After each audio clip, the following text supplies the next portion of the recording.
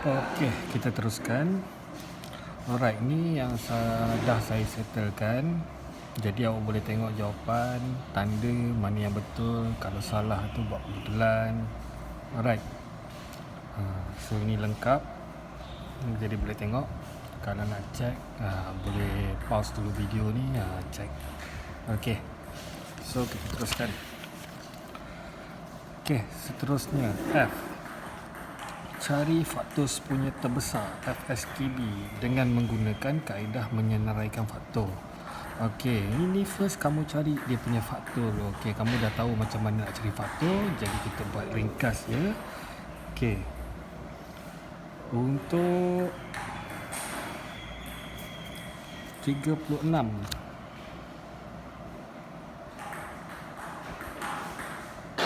Okey, 36. Apakah faktor dia? So kita cari dia punya faktor.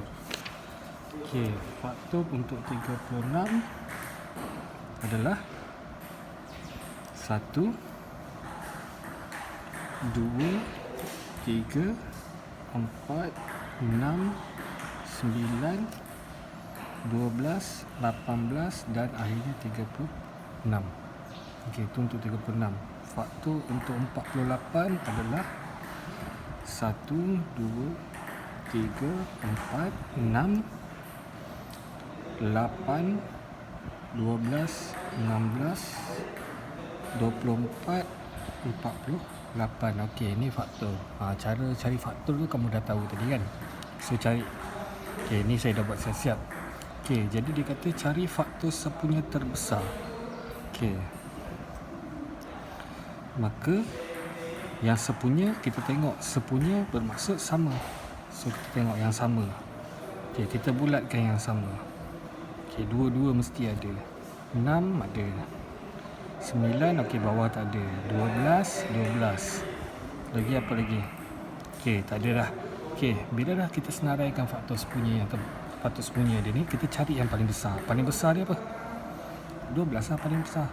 So FSTB faktor sepunya terbesar dengan 12. Okey, senang. Okey. Nombor 2. Okey, cari faktor 7, 1 dengan 7, 21, 1, 3, 7, 21. Okey, 56, 1, 2, 4, 7, 8, 14, 28, 56. Okey, bulatkan yang sama. 1 dengan 7. So yang paling besar apa? FSTB sama dengan 7. Alright. Okey, benda mudah. Jangan buat susah. Alright. Okey, seterusnya cari faktor sepunya terbesar dengan menggunakan kaedah pembahagian berulang. Okey, pembahagian berulang ni pun kita dah belajar itu. So macam mana nak buat? So buat 16, 60. Buat macam ni. Alright. Mula-mula kita start dengan bahagi dengan benda yang paling rendah, itu 2. Kita bahagi dengan 2 dulu. Okey, jadi 2. 16 bahagi 2 dapat 8. 60 bahagi 2 dapat 30. Okey, boleh bahagi 2 lagi tak? So, boleh bahagi 2 lagi. Bahagi lagi dengan 2. 8 bahagi 2, 4. 30 bahagi 2, 15. Alright. Okey. So, kalau kita nak bahagi 2 lagi, 4 kita boleh bahagi 2. Tapi 15 kita tak boleh bagi 2. Okey. Kalau bahagi dengan 3 pun tak boleh juga. Sebab 4 tak boleh bahagi dengan 3. Okey. Jadi, last kali kita boleh dah tak boleh nak bagi dengan apa-apa dah. Jadi, ini je 2 dengan 2 je. Jadi, 2 darab 2 sama dengan 4. Itulah jawapan dia. Okey. So faktor sepunya terbesar dia adalah 4. Okey, katakan 63, 105. Okey. Boleh bagi dengan 2 ke tak? So kalau kita tengok 63 bahagi 2, tak boleh dapat puluhan. 105 bahagi 2, tak boleh sebab dapat puluhan. So kita start dengan 3. 63 bahagi 3, kita dapat 1. 3, 21. 105 bahagi 3 dapat 35.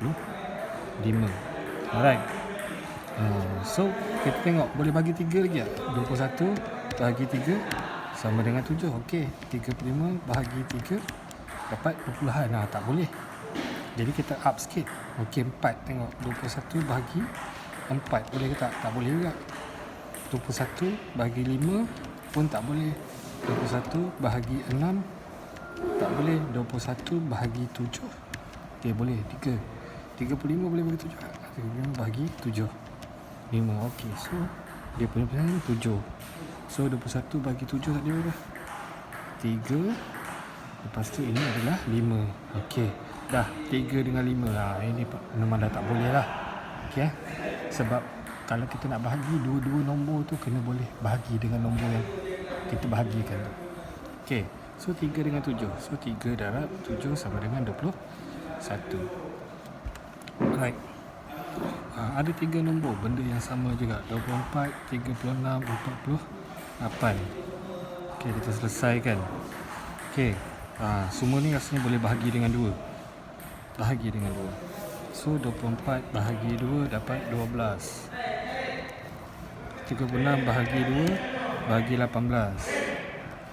48 bahagi 2 dapat 24. Okey, so boleh bahagi dengan 2 lagi. Bahagi 12 bahagi 2 dapat 6. 18 bahagi 2 dapat 9. 24 bahagi 2 dapat 12. Okey. Okey, kat sini kita nak tengok boleh bagi 2. 6 bahagi 2. Okey, boleh. Tapi 9 bahagi 2 boleh tak? Tak dapat. So kita kena buat nombor lain. 3. 6 bahagi 3 okey. 9 bahagi 3 okey. 12 bahagi 3 okey. So boleh bagi dengan 3. So dapat 2, 3, 4. Sampai macam ni dah tak boleh lah ni. Okey. So 2 darab 2 darab 3 sama dengan 4 darab 3 dapat 12. Alright. Yang ni pun sama. 75 90 165. Okey. So kalau macam ni, kalau saya 2 dah tak boleh, 3 dah tak boleh, 4 pun tak boleh. Kita start dengan 5. Saya tengok nombor belakang ni je. Kalau nombor belakang 5 ni tak semua nombor boleh. Biasanya nombor 5 je yang boleh. Okey, boleh. So 75 bahagi 5 dapat 15. 90 bahagi 5 18. 165 bahagi 5 dapat 33. Okey. So sekarang ni nak bahagi dengan apa? Okey, kalau macam ni kita tengok okey, buat 3 lah. Okey, bahagian 15 bahagi 3. 5 18 bahagi 3. 6 33 bahagi 3 11. Okey, so boleh bagi dengan 3. So 5 6 11. Kalau macam ni rasanya dah tak boleh lah, sebab kita ada nombor perdana. Perdana memang tak boleh lah. So 5 darab 3 sama dengan 15. Okey, settle. Okey, cari faktor sepunya terbesar dengan menggunakan kaedah pemfaktoran perdana. Okey, pemfaktoran perdana pula diminta macam ni cara dia. Yang ni pembahagian berulang. Ini pembahagian berulang. Yang ni kaedah menyenaraikan faktor. Ini kaedah pemfaktoran perdana. Okey, cara nak buat pemfaktoran perdana ni, kita ambil nombor, katakan 9. Okey, 9. Okey, 9 boleh bahagi 2 ke tak? Tak boleh, kan? 9 kita start dengan 3 kan. 9 bahagi 2 dapat perpuluhan. Okey, 9 bahagi dengan 3. Okey, jadi kita start dengan 3. Okey, 9 3 darab 3 dapat 9. Kalau 36, okey, kita start dengan 2. 36 bahagi 2 dapat tak? 18. Okey, so boleh 2. Okey, ni 18 kan. Bagi lagi dengan 2 boleh tak? Dapat 9. Boleh. Dia boleh bagi dengan 2 lagi. So kat sini kita buat darab, dekat sini kita buat bahagi. So 9 memang tak boleh bagi dengan 2 lah. So kita bahagi dengan 3 pula. Dapat, okay, dapat 3. Dan last sekali bahagi dengan 3 sekali lagi. Dapat 3. Dia sampai dapat 1. Alright. Okay. So bila macam ni, so 3 darab 3, 2, 3 darab 3. So kita ambil nombor yang sama ni. Okay, 2 kan nombor kan. Ini pun 2. Okay, so ini yang kita buat. 3 darab, okay, sama dengan 9. Okay, itu adalah faktor sepunya terbesar dia. Okay, pening sikit ni. Tak adalah pening sangat, tapi awak kena fahamkan betul-betul lah. Okay, kita try 24. Okay, kita try dengan 2. 24 bahagi 2 dapat, okay, kita letak 2 darab 12. Boleh bagi 2 lagi tak? Boleh. So kita letak 2 kan, dapat 6. Boleh bagi 2 lagi? Boleh. So kita letak darab 2. 3 kali dah kita buat kan. Okay, so sekarang dapat 3. Tak boleh dah nak bagi dengan 2. So kita bahagi dengan 3. Itulah nombor dia. Alright. Kalau awak kira balik ni pun, awak mesti dapat nombor yang sama. Darab 3. So akan dapat nombor 24 balik. Alright. So 40. Okay, 40 bahagi 2.